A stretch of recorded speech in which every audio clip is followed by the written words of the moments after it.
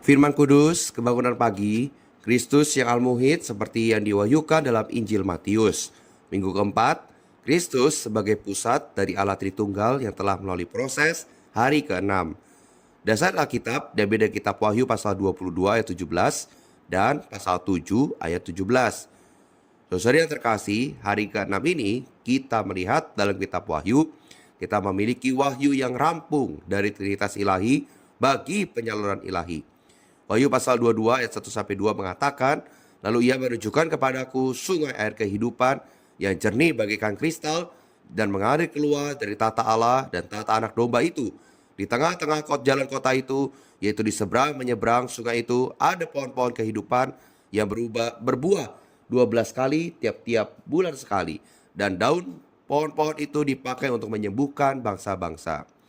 Sungai di sini seperti sungai dalam Kejadian pasal 2 ayat 10-14, Mazmur pasal 46 ayat 5, dan Yeskiel pasal 47 ayat 5-9, melambangkan kelimpahan hayat dalam alirannya. Ini adalah sebatang sungai yang mengalir ke 4 penjuru kota kudus, seperti sebatang sungai dalam Kejadian pasal 2 ayat 10-14 yang bercabang 4. Dalam Yohanes pasal 7 ayat 38 ditujukan sebatang sungai ini dengan kekayaannya menjadi banyak sungai, aliran-aliran dalam pengalaman kita terhadap berbagai aspek kekayaan roh hayat Allah. Atau air hayat adalah lambang Allah dalam Kristus sebagai roh mengalir ke dalam umat tebusannya untuk menjadi hayat dan suplai hayat mereka.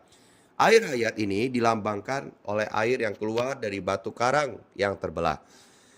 Dan dilambangkan oleh air yang mengalir keluar dari rusuk Tuhan Yesus yang ditombak. Di sini, air hayat menjadi sebatang sungai yang keluar dari tata Allah dan anak domba untuk menyuplai dan meresapi seluruh Yerusalem baru. Dengan demikian kota Yerusalem baru itu dipenuhi dengan hayat ilahi, sehingga dapat mengekspresikan Allah dalam kemuliaan hayatnya. Air hayat itu jernih bagaikan kristal, tidak keruh, tidak kabur. Ketika air hayat ini mengalir di dalam kita, air ini memurnikan kita dan membuat kita transparan seperti kristal. Penyaluran ilahi adalah Allah membagikan dirinya sendiri ke dalam umat pilihan dan tebusannya sebagai hayat, suplai hayat, dan segala sesuatu mereka. Dalam penyaluran ilahi, Bapa adalah sumber hayat, Putra adalah mata air, dan Roh itu adalah aliran. Wahyu pasal 7 ayat 17 mengatakan, sebab anak domba yang di tengah-tengah tata itu akan mengembalakan mereka dan akan menuntun mereka ke mata air kehidupan. Dan Allah akan menghapus segala air mata dari mata mereka. Air mata adalah tanda ketidakpuasan.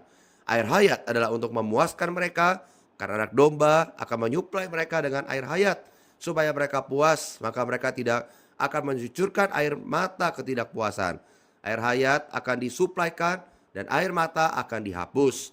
2 Korintus pasal 13 ayat 13 mengatakan, kasih karunia Tuhan Yesus Kristus dan kasih Allah dan persekutuan Roh Kudus menyertai kamu sekalian. Kasih Allah adalah sumber, dan karena Allah adalah asal mulanya, kasih karunia Tuhan adalah aliran kasih Allah. Karena Tuhan adalah ekspresi Allah, persekutuan Roh adalah penyaluran kasih karunia Tuhan beserta kasih Allah. Karena Roh adalah transmisi Tuhan beserta Allah bagi pengalaman dan kenikmatan kita akan Allah Tritunggal, Bapa, Putra, dan Roh Kudus, beserta kebajikan-kebajikan ilahi mereka. Di sini, kasih karunia Tuhan disebutkan lebih dahulu karena kitab ini menekankan kasih karunia Kristus. Kau beriman, Korintus, yang diselewengkan dan ditipu, tetapi yang kemudian dihibur dan dipulihkan, memerlukan atribut-atribut ilahi dari ketiga kebajikan ini: kasih karunia, dan persekutuan. Juga memerlukan Allah Tritunggal dari ketiga substansi ilahi ini, Bapa, Putra, dan Roh itu. Karena itu, Rasul menggunakan semua hal ini dan yang ilahi dan yang berharga di dalam satu kalimat untuk menutup suratnya yang manis dan akrab. Di dalam penerapannya, saudari, 1 minggu ini kita telah melihat Kristus sebagai pusat dari Allah Tritunggal yang telah melalui proses. Namun, berita ini, minggu ini, jangan sampai hanya menjadi sekedar pengetahuan saja. Kristus di dalam kehidupan kita harus menjadi pengalaman kita sehari demi sehari. Kitab Wahyu memperlihatkan bahwa Allah Tritunggal melalui proses adalah bagi penyaluran ilahi. Allah Tritunggal ingin terus menyalurkan dirinya ke dalam setiap kita umat tebusannya. Penyalurannya ini selalu tersedia untuk kita. Namun bagaimana sikap kita terhadap penyaluran ini? Apakah hati kita terbuka kepada Tuhan? Penyaluran ini dapat kita terima saat kita berdoa, membaca firman, berseru kepada nama Tuhan, dan bersekutu dengan Tuhan dan dengan saudara-saudari lainnya. Penyaluran ini juga terjadi ketika kita mau taat kepada pekerjaan Roh Kudus di dalam kita. Kita belajar tidak hidup oleh diri sendiri, tetapi oleh pekerjaan Roh Kudus di dalam kita. Kiranya Tuhan membelas kasihani kita semua terhadap penyalurannya selalu lancar, tidak berhenti. Amin. Mari kita berdoa. Terima kasih Tuhan untuk seminggu ini. Aku sungguh bersyukur dapat melihat hal ini. Tuhan, aku mau terus berpaling kepadamu. Singkirkan segala selubung yang menutupi hatiku. Aku mau terus ada dalam penyaluran ilahi ini hari demi hari. Tuhan, ampuni aku Tuhan. Aku sering mendukakan Roh Kudus yang bekerja di dalam aku. Oh Tuhan Yesus, dapatkan diriku sekali lagi bahwa aku makin dipenuhi dan dijenuhi oleh penyaluran-Mu. Amin. Demikian, First Lord Sunan Kudus Pagi. Tuhan Yesus memberkati.